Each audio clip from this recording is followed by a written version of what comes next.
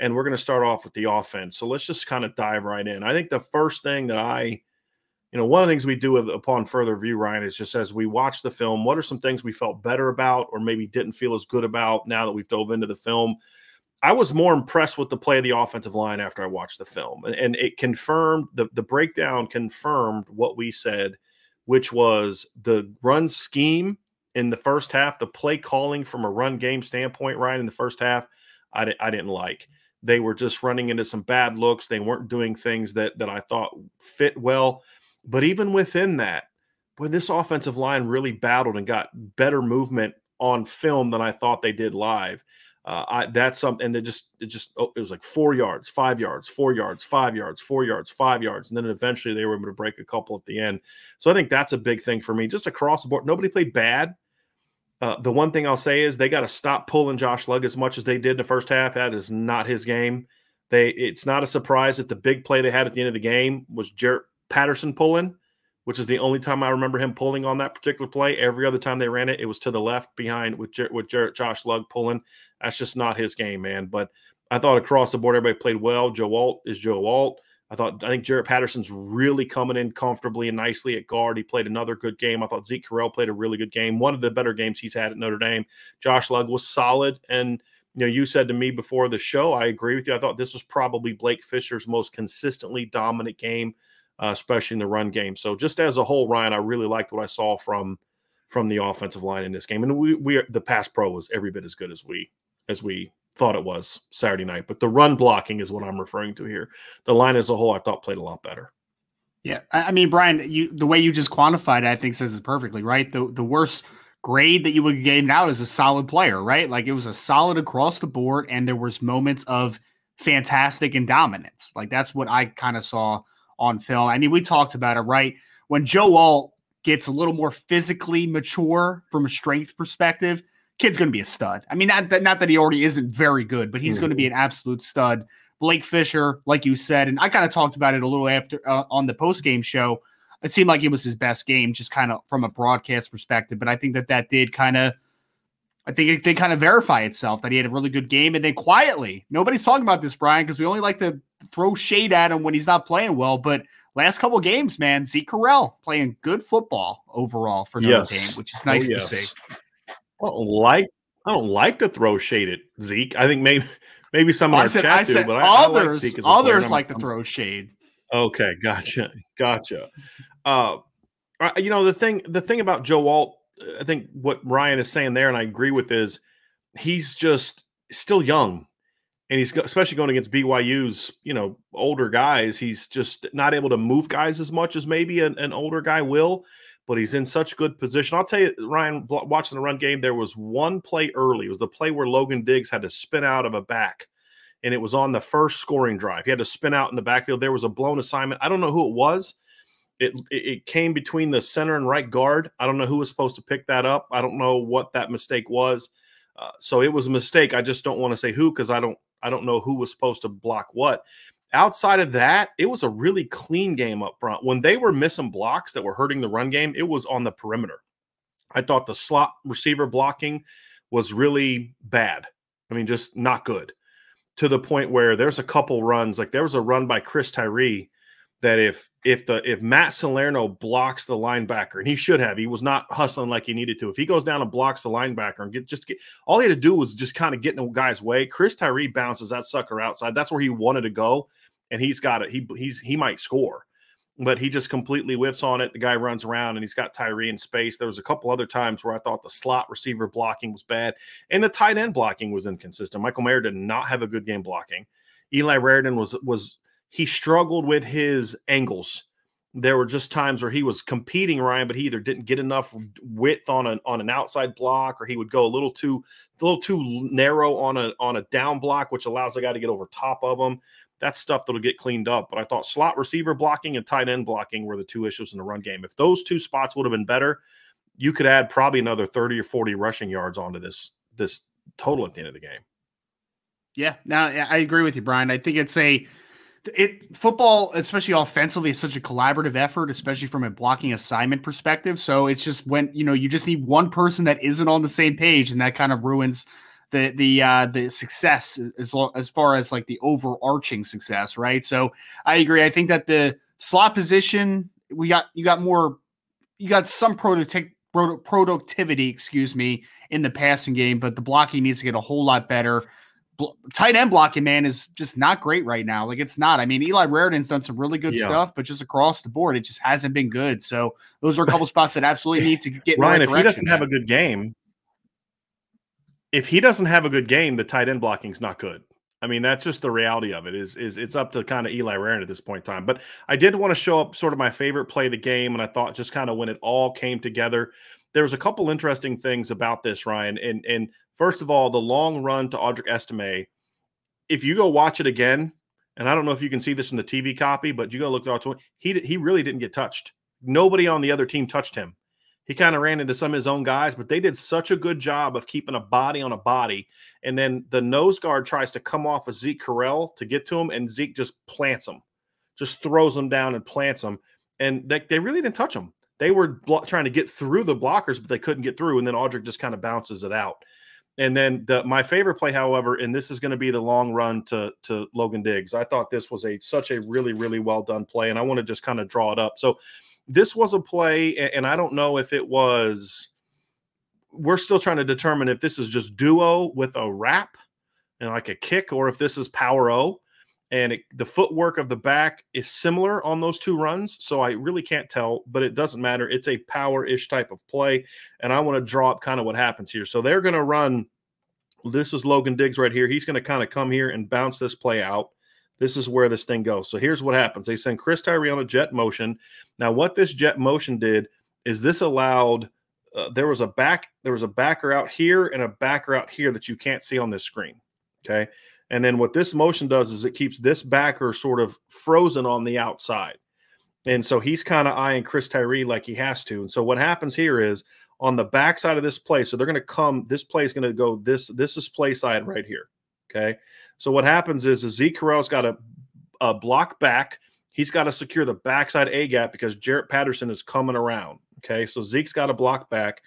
And then Joe Alt's kind of got to do like a hinge block. He's got to make sure he protects the inside block, the inside gap. And then if there's nobody there, then he comes back out. It's a gap hinge block there. He's doing that. Then you've got a double team here between Blake Fisher and Josh Lugg. And basically they're working here to here. So Josh Lugg and Blake Fisher are going to work from this D tackle to this linebacker right here. That's their responsibility. And if he goes here, then Blake takes him, and then Josh comes off to the linebacker.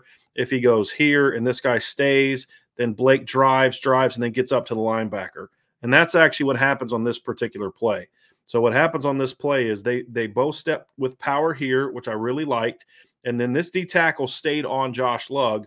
When this linebacker came off, Blake came off and drilled him and drove him down the field. So it was a very, very well done block there. And then what really makes this play happen, so Michael Mayer does a nice job of getting out here. This is one of the better blocks that he had in the game. He goes out there and blocks the linebacker that's off the screen. You can't see that linebacker here. And Jarrett Patterson wraps around. He stays really tight, and he blocks this guy out. So he is on the kick out block.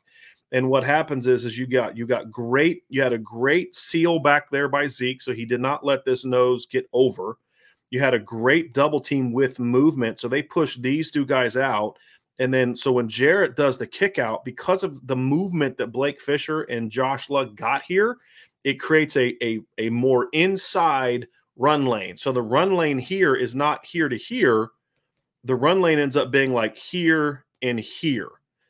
And then that's what happens on this play. And then a safety comes down, and at that point in time, it's basically about, okay, it's up to you, Logan Diggs, to make a guy miss. And because they got such great movement here with this block, and because Jarrett Patterson did such a good job on his kick out, what it did is it was one of the few runs in the game, Ryan, where they were able to actually get the running back past the line of scrimmage without having to make a move. And so you get Logan Diggs with a full head of steam to the second level, and then once he got to the second level, he was able to make that safety miss. So it was an incredibly well-executed play, one of the better executed plays of the game. I thought schematically this made a lot of sense. They used motion to widen things out, and then by this point in time, the offensive line was just getting a push that we didn't see them getting a push on early in the game. So I thought that's really what opened this play up and why they were able to have so much success with this particular run, Ryan. And it was nice to see a little decisiveness from Logan Diggs in this game, wasn't it, Brian? Like, it seemed like he was much more than the last couple. I mean, last game it was definitely heading in the right direction, but this game it just seemed like he was trusting what he saw and getting downhill, which was great to see, right? And I think that was kind of exemplified by that run. You know, there was no nonsense approach in that instance. It was get downhill, trust what you see, and explode the daylight. So it was a great play. Well, and the other thing too, Ryan, is there were times, I mean, he had some misreads in the game. There's a couple times he bounces when he's not supposed to bounce, but the reality is because he was decisive, he was still able to make plays in those instances. So he wasn't late getting out to the bounce. You know, and that's all. Look, backs are going to make misreads. I mean, that's part of football, right? They're going to do that, and so you just have to say, hey, look, that's just the reality of it, right? You prepare yourself for it, and you're fine with it, and you deal with it, and it is what it is. But it's one of those things where, for the most part, I thought he was more decisive than he had been, and I thought he did a really good job of just getting through the line and just running with authority. It's almost kind of like low. I think Estime at times is a little, and Tyree at times get a little too out of control. Like Estime sometimes just bulls into the line and he doesn't really look. Like there was one time I thought he blew out Joe Alt's knee. He just kind of ran right in the back of his legs. And you're like, dude, you got to be a little bit more under control there. And at times in this game, Tyree got a little bit out of control, I thought, at times as well. And so, you know, you want to, got to be a little bit smarter there on those particular plays. So, Ryan, the next play I want to talk about Drew Pyne's performance. And I thought when I watched the game on film, it was exactly what I thought about Drew's performance watching it live. And that is he made huge growth from start 1 to start 3 in his comfort in the pocket, his trust of his teammates, because he is getting time. He wasn't feeling rushed. And when he was rushed, he did what he needed to do to buy time. There was the 1 3rd down conversion where he kind of scrambles to the left and then throws it back across to Michael Mayer, and who makes a great catch. I thought Drew's ball, the biggest thing for me, his timing was better. He was got 3rd down especially. I thought he did a great job of knowing where to go with the football. There are still some things that he has to get better at, which we'll talk about. And there was a few missed opportunities that we're going to talk about that really kept them from blowing BYU out. We'll talk about those. But his willingness to be aggressive as a thrower was there. And the other thing, too, is his ball placement was not a strength of his last year. Decisiveness was. When the 2 games we saw, he was very quick to decisions. He plays with a lot of confidence, plays a lot of poise. He's aggressive throwing the football. But what I did not like from him as much last year or in the spring was, and you saw this in the fall camp too, is his ball placement wasn't great. I thought in North Carolina his ball placement got a lot better, and in this game his ball placement was as good as it is. Now, what I mean by that is there was there was a 3rd down throw early to Michael Mayer, and there's literally no one open in the traditional sense. I mean, BYU did a great job covering it up, so Drew just kind of takes a couple slide steps back and just throws the ball. It was kind of like the throw to North Carolina, just throws it high on a line, right? Don't float it, but on a line at about 8-9 feet, and Mayer just goes out and outplays the guy for the ball. There were a lot of throws like that where I felt like, boy, if he doesn't get that ball right where he got it, that play doesn't work. And so work to be done there, because he then missed on a Logan Diggs, missed his ball placement, was way off on the Logan Diggs route on 3rd down on the first drive. But overall, one of the biggest things that I like from Drew is his ball placement has really taken a jump here in these last couple games, and we saw that against BYU. Yep, quick, decisive, and accurate so far. Like that's how I would call the last 2 games, right? Like I think that he, for me, was just I think that, like I kind of talked with Logan, I think Drew really trusted with what he was seeing on the field, and he was putting the ball where he needed to put it. Man, like that's the point number 1 for a quarterback. That's the biggest job. So that's kind of what exemplified it for me. So just so everybody understands, we are having a little bit of a delay here with Ryan, so we're not quite sure why. So that's why the pauses are happening. It's not Ryan being in deep thought about how he wants to properly respond. It's just that we're having, for some reason, a little bit of an issue with StreamYard. So that's pretty much what's happening here. So I just wanted to make sure that everybody was aware of that. So Ryan, what we're going to do next is we are going to go to some of the throws that Drew Pine made that we really liked.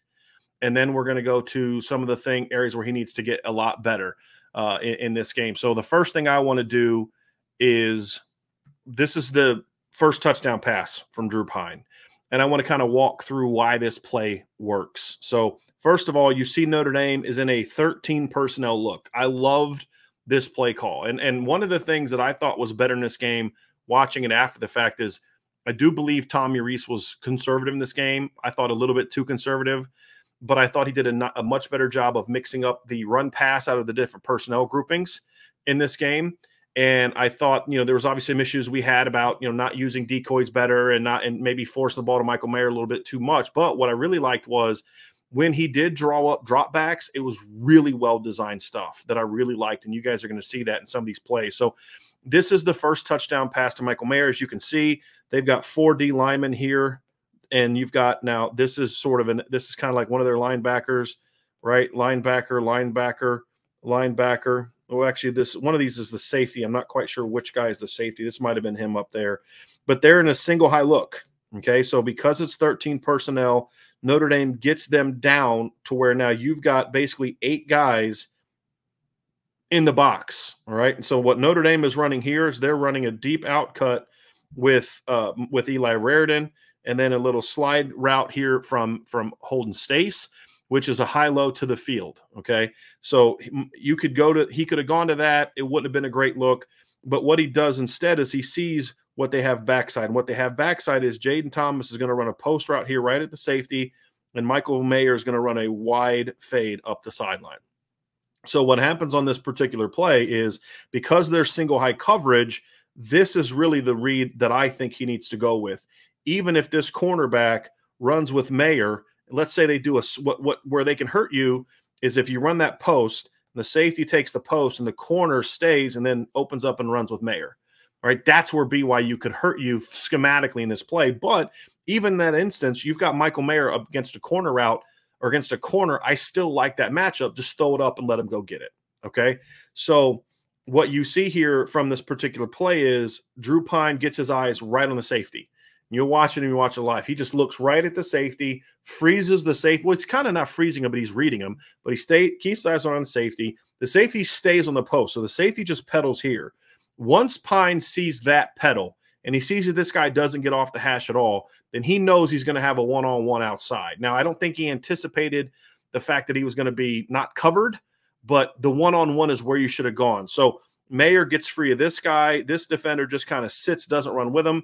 The cornerback drops back and stays on the post. You ended up having 2 guys taking the post right there. And then Drew reads it perfectly. He sees the safety on top. He goes here on that route, throws it up, and Mayer catches the football. So I liked the pre-snap read, and I liked the post-snap read on this particular play. I thought this really worked for Drew Pine. I thought this really worked for Notre Dame. So that was how Notre Dame kind of got their first touchdown pass. And I thought it just a really well-designed scheme. I like the fact that they did it out of 13. 13, for those who may not remember, is 1 running back, 3 tight ends. So you've got a running back right here, and then you've got Holden Stace right there, who's a tight end. You've got Eli Raridan right here, who's a tight end, and then Michael Mayer backside. So I thought this was a really well-designed play. I thought this was a really we saw multiple pass plays for Notre Dame out of the 13 personnel look, which I think made it really effective. I thought that we and actually I think I have what this play looked like post snap. So yeah, so let's bring this up post snap, and you'll get a chance to see what I'm referring to. So you see the deep route here by Raridan. You see Stace there. Okay, now you can see the safety is right here, so he doesn't get off the hash. And then this is the corner sticking with Jaden Thomas. Mayer keeps running, and this guy just kind of stops, and Mayer gets into the open spot here. So you can kind of see post snap what this play looked like, and you can see why it worked for Notre Dame. So, again, really like the scheme there, really like the play design. I like the play call. And, they did a lot of things, too. One of the other things I liked about the pass game in this particular contest, too, everybody, was I thought that they did a really good job of throwing the ball in short yardage situations. I thought that was something where they were conservative with their game plan. Yes, they were.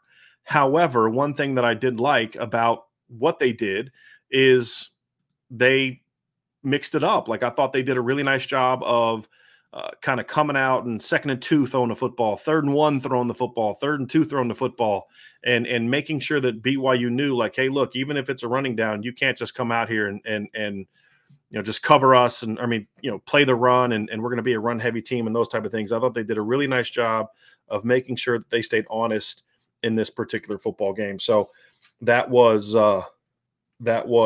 how that one works. So we're going to bring up the second touchdown pass here. I'm going to walk you through the second touchdown pass. This is the touchdown to Braden Thomas in the first half. Now, again, this was a short yardage situation.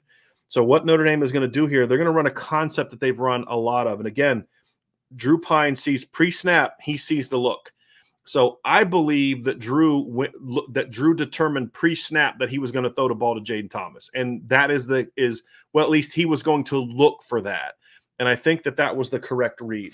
So I want to just kind of walk you through how this particular play works and walk you through why this play worked well. So what happens here, so at the snap, you've got down here at the bottom, you got Lorenzo Styles. He's going to run a hitch route.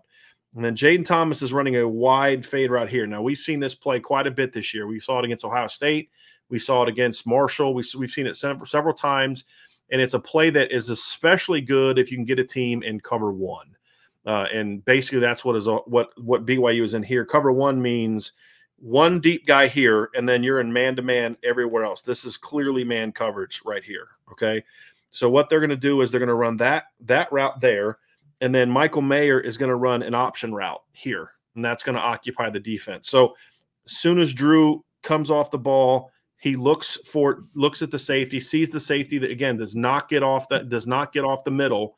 And so Drew knows he's got a one-on-one. The safety eventually comes over, but he was late. He knows he's got a one-on-one, and he takes the shot. This is not a play, Ryan, where it's like, oh, wow, you did all these different routes and stuff like that. But it was an opportunity to say, hey, when you get in cover one, you read that safety. If the safety does this, then you know this is the look you want to get to. Drew saw it. He was decisive with it, and he got the ball out and gave Braden Thomas a chance to go make a play. It wasn't the greatest ball in the world, but it doesn't always have to be. And that's the key. Jaden's got to do a little bit better job getting separation, but I thought that he made a great effort on the ball, something we haven't seen the receivers do a lot of so far this season. Yeah, I mean, it was really nice to see. I mean, the effort thing is the biggest thing that you talk about, right? It's especially because, Brian, I mean, 2 weeks ago we were talking about, Logan Diggs was having a tough start to the season, and then he kind of has a game where you're like, okay, confidence builder, right? And Braden Thomas needed one of those, and he had it in this one, right? Like, he played that football like he deserved to win that ball in the air, and that's what you want to see from a wide receiver core right now that is struggling to the finer points of play in the position, creating separation, working through contact, doing those things, right? And seeing Braden Thomas make a play like that is a really nice confidence boost for your wide receiver room, because he's one of the guys that is going to keep playing, man. And you got to play through some of the struggles at times. And it was great to see him win a contested catch, because he has the body to do it. So it was a nice sign to see. Yeah. So the next play that we're going to draw up, Ryan, here is the third touchdown to Michael Mayer.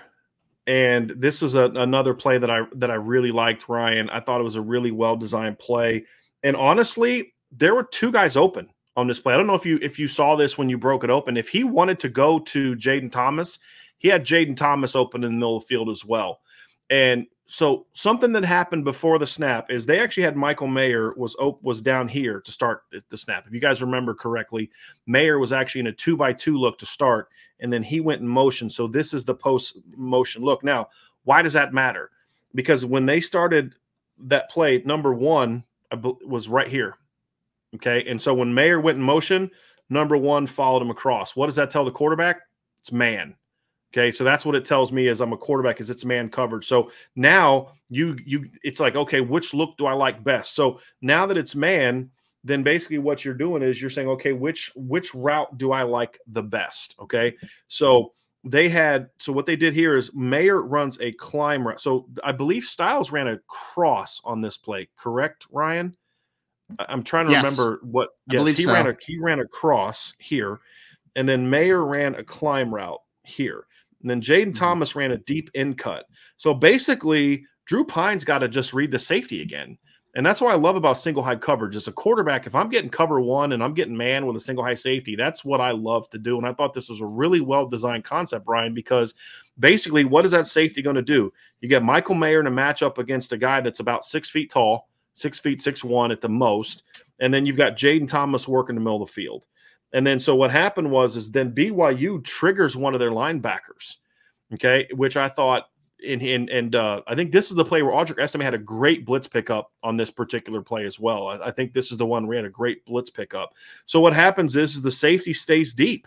Well, that's where I was kind of coming from, Ryan. Because the safety just kind of dropped into the end zone, he could have come back to Jaden Thomas as well. Jaden was wide open on that particular play too. If he didn't like the leverage that, let's say, so what happened was Mayer kind of got past the guy that was covering him. Let's say the guy would have undercut his route and Drew didn't like the leverage that he had on that particular climb route. He could have easily come right back to Jaden Thomas right there. Like his eyes could have taken him right back to that. So schematically, I really like this. This is what we call is sort of a levels concept, right? It's a high-low concept, and it's a scheme that I really like. Braden Lindsay was taking the top off of the coverage out here. And you can get a one-on-one there if you like it. But it wasn't a great look for them. There were better looks here against man. So, Ryan, I thought this was a really well-designed scheme. You gave him plenty of time to throw the football. I really – and obviously Drew Pine made a great throw on it. Michael Mayer did a great play. So this was another example of a really well-designed, well-executed play from the Notre Dame offense. Well, I love levels, Brian. I mean, you have to think about it, right? If you're looking at it, you're trying to you're manipulating a defender or making them guess wrong, right? If they bite too far up, throw it behind him. If they stay too far back, you throw it in front of him. And that's what you saw here, right? Like you're manipulating that safety. The minute that he wasn't going to bite on the crosser from Michael Mayer, you knew that it was going to be wide open, right? Because you knew that Jaden Thomas was going to occupy that play in the middle of the field. And it's a really nice job by Drew Pine as well, being able to read that leverage, being able to read who's you're playing high or you're playing low, and finding an easy walk. It ends up being an easy walk-in touchdown at that point because it's just so well designed. And credit to Tommy Reese on this one, Brian. You love levels against single high coverage. You know what I mean? Like that's awesome. There's no passing off. There's nothing. Like that guy is just cut out to dry in a levels concept, and it is a no-win situation if you read it correctly. And that was a puzzling thing in this game, Ryan, is they are not a good pass rushing team, yet they played a lot of man coverage for a team that doesn't get after the quarterback very well. And that's why Notre Dame guys, I mean, when they needed a play in the pass game, they were getting guys open. Even on plays where they missed, there were guys open. I mean, this is not meant to be a criticism of Drew Pine, more of a critique of what he can do and what this offense can. He should have about 350 yards passing in this game. I mean, there's some big missed opportunities in this game, some him and some not him. I mean, because the screen pass to Chris Tyree, that's on him. That's at least a 15, 20-yard gain, and we'll go over some of the other plays that he missed. But I was puzzled by what BYU did defensively. I really was. And they did a lot of linebacker blitzing. And there was a couple things that I thought Tommy Reese did a really nice job of. And we have a play here. I'm trying to remember which play. I don't know if I brought it up, if I'm actually going to show it. But there was a play where they did a great job of using the running back motion to free up the middle of the field in order to get him going. And so actually, I think it is the play that we're going to bring up now that I think about it. No, you know what it was? It was the seam throw. It was the seam throw to Jaden Thomas is what it was. They did a great job. It was a 2x2. Jaden Thomas was in the slot. They did a great job of running the back out, which then kept that guy from running with Jaden Thomas up the backside seam. That's the play it was, because they ran a high-low to the right side, and they ran a post curl with a swing route to the left side, and then Jaden Thomas just kind of streaked right down the middle of the field and found the soft spot. And it was a really good use of, and it was a check swing too, Ryan. Like you could see he was looking, nobody came, and then he went outside. And what I liked about it too is it was not a true play action. What teams will do sometimes is teams will run a play action, not so much to get a run fake, but to show up to get a back to a certain side pre-snap, but then get him to the other side with his scheme, with the blocking scheme. So that's what teams, you'll sometimes say, why are they running like a play action look there on like 3rd and 11? Because that's the protection they wanted to get into. And so, this particular play wasn't a 3rd and 11, but what they did was they had the back to the right, and then you couldn't, you're going to react a certain way to, I mean, linebackers, Ryan, you know this, they're going to make a call on which side the back is lined up.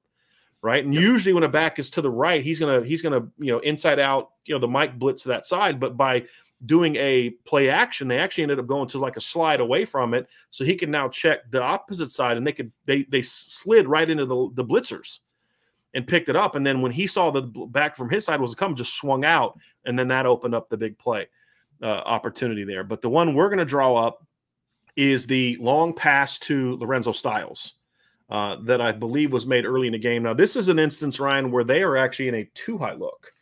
BYU is in a too-high look, and we didn't see nearly enough of that, in my opinion. So on this particular play, you've got Lorenzo. I believe this is Lorenzo Styles. He's going to run a go route right here.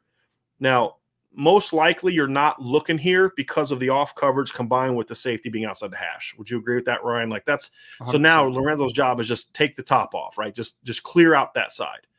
Okay, so then what you're going to have underneath it is you're going to have Michael Mayer running a crossing route here, and then Lorenzo Styles is kind of coming in right behind him, and then you've got another post dig here by Jaden Thomas, and then this is actually one where they had a check slide, so they did the same thing.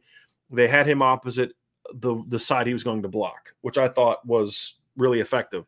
And so by doing this crossing route, this is one of the few times I felt like they used Mayer in a way that allowed something else to get open, and Drew looked for it. This was open a couple other times, but Drew didn't look for it. So what happens here is one of these, I think this backer blitz, I think that I didn't mark it down. I should have marked it down. One of the backers blitz, and the other guy just kind of keyed on Mayer, and then that just opened up a big wide hole here. So now this safety, if this safety plays it here, well, then you can kind of go to your one-on-one there, right? Or you'll most likely have, kind of look to the cross. But because that safety stayed back here to help protect with the vertical route, it really opened up. Actually, this was Styles. This was Braden Lindsay. Excuse me. Styles is right here. Styles, oops, that's a 0. Styles is right here. He was the number 2 guy. So he climbs and gets over top, Ryan, and it was one of 3 times that Notre Dame was able to get a cross-field climb. And this is a route that you and I talked a lot about the last 2 weeks, and Notre Dame was really able to finally hit it. It wasn't necessarily a backside seam. It looked more to me like a climb route. Jaden Thomas's early route was more of a seam. This was more of a climb route, similar to what we saw from Michael Mayer. And so it's really the same scheme that we saw earlier for the touchdown. Well, it actually came later. This play was before Mayer's 3rd touchdown. It's a similar scheme, but you're just getting to it differently. Whereas earlier you're getting to it with, Mayer is the number 3 and he runs the climb, and your mesh comes from here, right? And then so again, remember the play we drew up earlier? You had Mayer came here, Styles goes there, and then Jaden Thomas came here. Same concept. You're just getting to it with different players. And this is what we've talked about in the past is, it's about trying to find different ways to run similar concepts a lot of different ways. Well, here, this time they're running a clear here, and now you've got that kind of coming from the same side. So very similar concept, but a different way to do it, and it really worked extremely well. And then Drew read it. He had to show some patience. He had to show a willingness to say, hey, look, I'm going to let this go, and then bang it right behind. And this was another play, Ryan, and it's true also of the pass he threw to Jaden Thomas, where his ball placement was good. If he leads Lorenzo out there, he leads him right into the safety. So this is another instance where I thought he did a really nice job of putting the ball where it needed to be. Because sometimes you'll see a guy throw a pass and you're like, why did he throw it on him? Why didn't he lead the guy? Hey, do you need the cord? You say, why didn't he lead the guy? And then you're like, well, because if he led him, the guy gets drilled or gets picked off or the safety was there. I thought he did a really nice job of putting it right on the seam and throwing him into the open hole. I thought it was just a really good play by Drew Pine. I think it's a really underrated thing for quarterbacks, Brian, and we talk about this a decent amount, but understanding how to we always hear about reading leverage, right? Reading where a player is in coherence to a wide receiver. Are they on the back hip? Are they in the front hip? Are they behind? Are they down low? But I don't think people really understand exactly why that's so important. And it's to your point, right?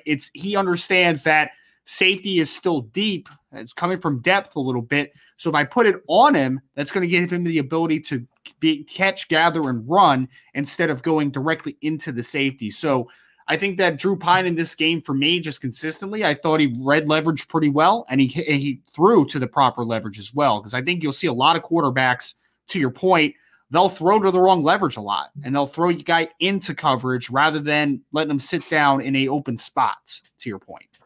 Ryan, I did actually bring that play up. And so I did save that play, and I didn't think I did. So this was the pass to Jaden Thomas that we talked about earlier. Similar concept, right? From what we talked, I just want to make sure I wrote this one down. So you have a deep out cut here by this receiver, and I think that was Deion Colsey or Tobias Merriweather. I can't remember. I think it was Deion Colsey. And then this is the play where you had the back going in a different direction. And so then what happens here is you have they checked the back, so they moved the back. Right, the play action was on the previous play. This was a different one. So Jaden Thomas is kind of running a seam route there. You have a post curl here. Oh, that's the ugliest post curl I've ever drawn in my life. You have a post curl here, and then the check swing there by Chris Tyree, which occupies this guy. And then one of these guys came. I'm trying to see. Yeah, the mic came here, right? And so then what happened was this route. These guys are playing these two. So you've got Mayer over here, right?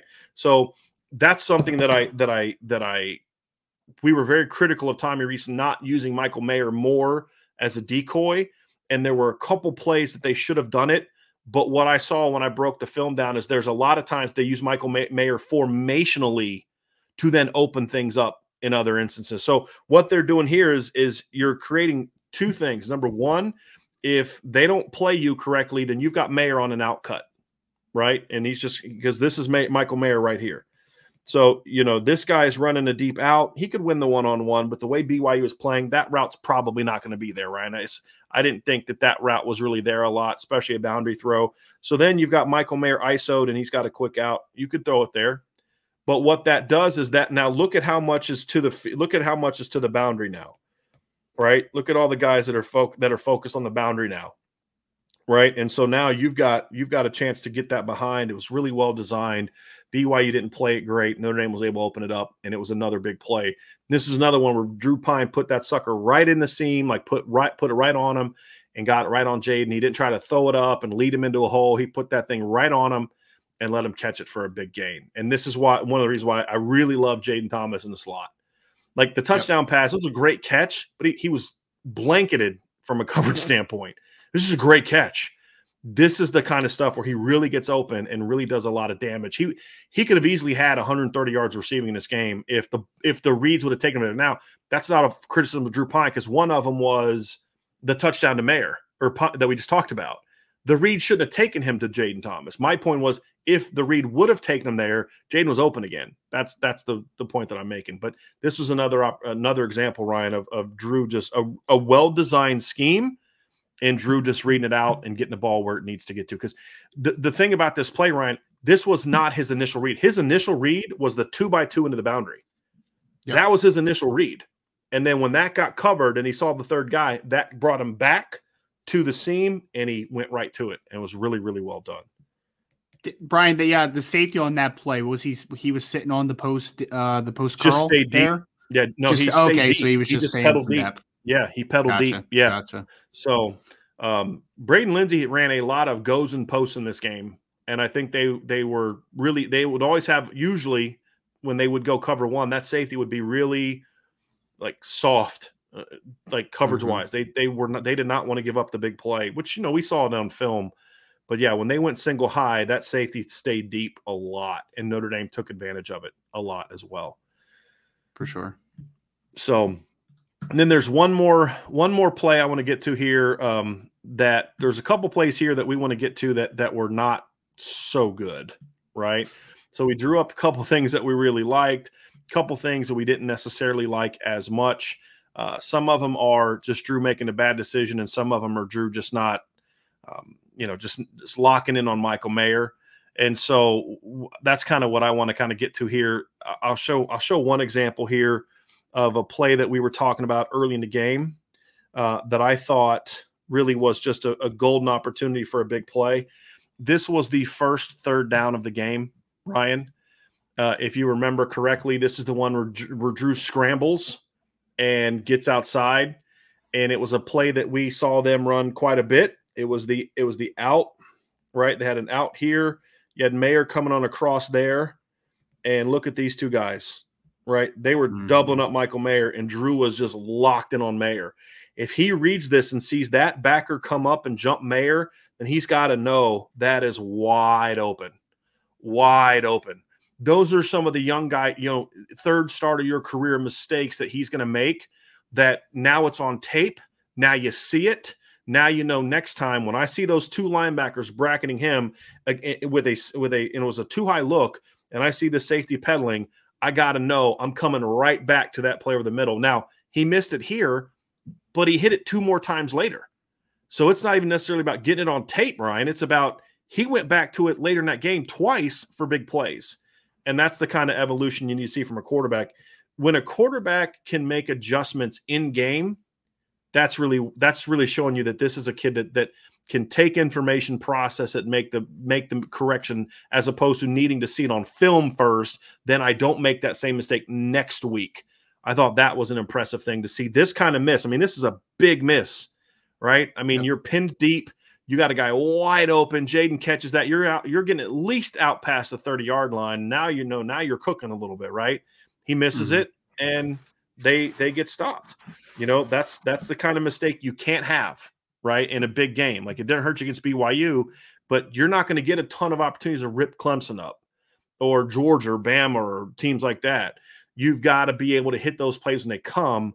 But then I'm also going to – I can be critical there, but then say I love the fact that he went back to that same route later in the game, and it was there. And that's something that I really liked about his performance from this game. Well, and the next step too, Brian, is outside of just being able to read, it's bracket, let's climb up to the next read a little bit. It's also the fact of like, hey, you're going to see on film that, the defense is going to see on film for next week that Michael Mayer was your guy, right? 11 catches out of 12 targets, right? And in the 10 game. Looks at him a lot.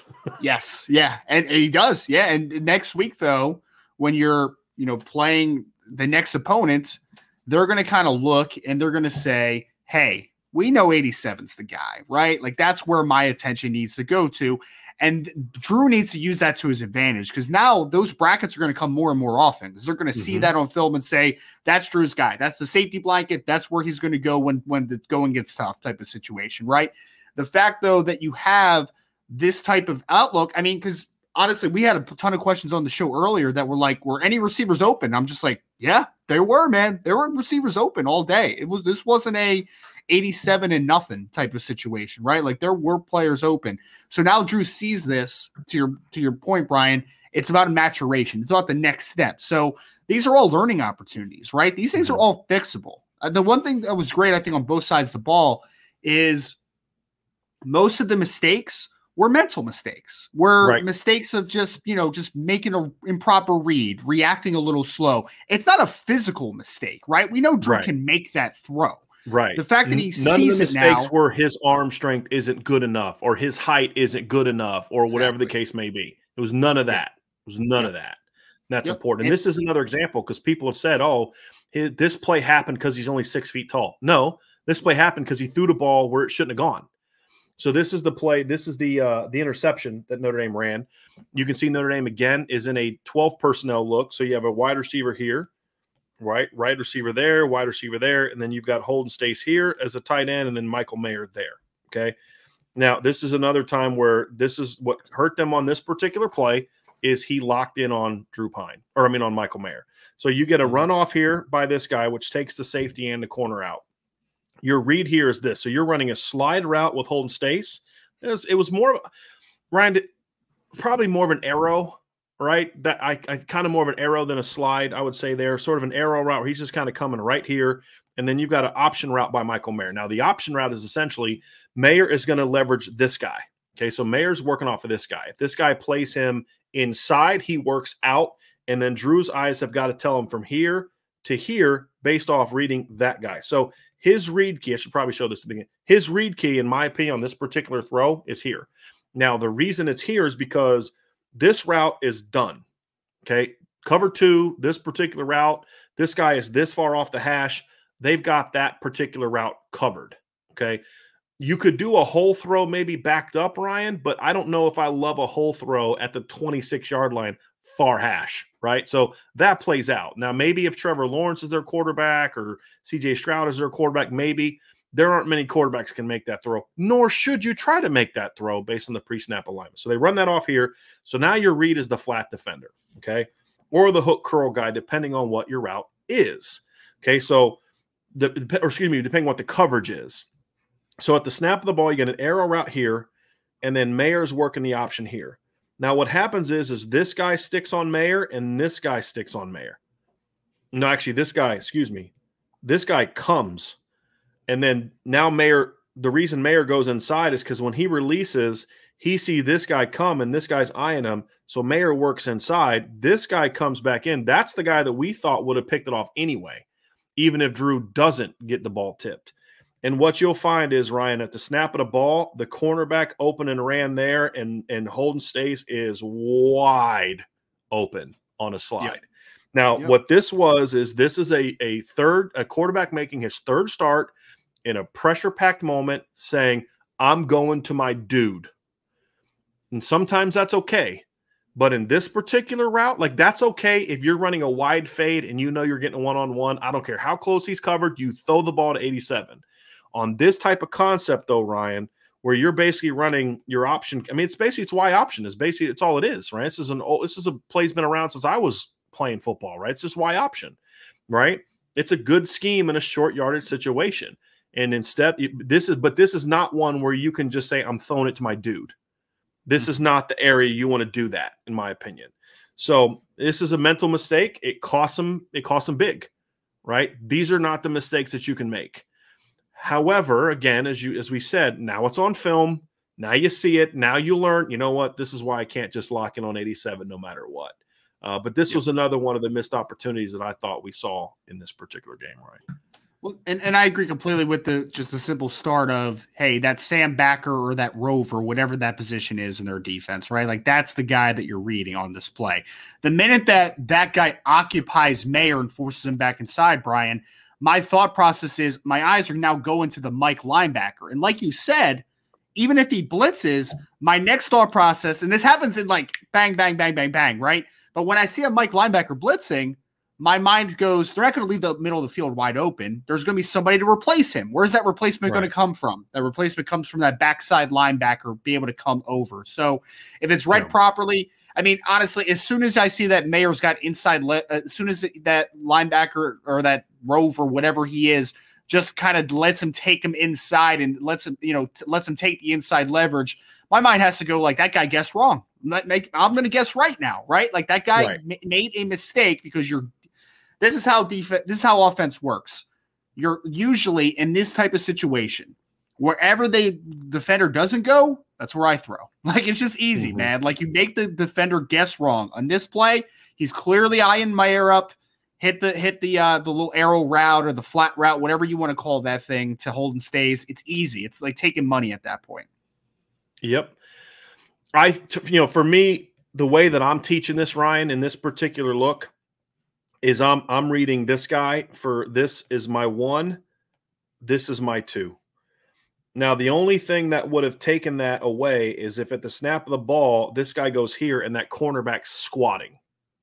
Now you're in a bit of a predicament, right? Now you're like, okay, that's the ideal coverage against this, right? So an ideal coverage against Y option in this particular instance is to bracket Mayer on the option, which they did, and then have the corner squat, which they did not do.